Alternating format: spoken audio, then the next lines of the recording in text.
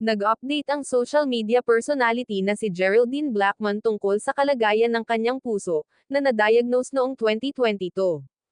Sa isang social media post, inalala ni Geraldine na natuklasan niya ang nasabing kondisyon matapos makaranas ng chest pain at pagkahilo habang gumagawa ng chores sa bahay.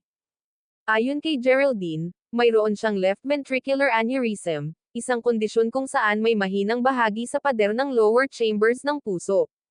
Ayon sa Cleveland Clinic, kadalasan daw itong nangyayari matapos ang atake sa puso, pero sa kaso ni Geraldine, wala siyang history ng heart attack kaya itinuturing itong congenital.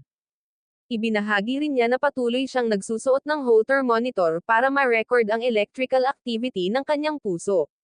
Kahit minsan ay nakararanas siya ng chest pains, sinabi niyang hindi ito pumipigil sa kanyang daily activities.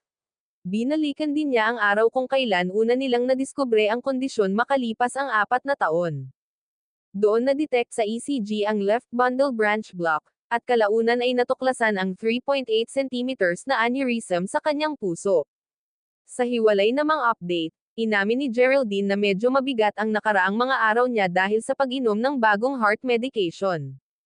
Pero sa kabila ng pinagdaraanan, nananatili siyang positibo. Even when life feels hard, it's also so beautiful in its own way.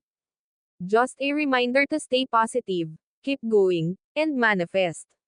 Kung matatandaan noong February 2025, naging laman ng mga balita ang social media personality matapos kumpirmahing hiwalay na sila ng kanyang mister na si Joshua Blackman.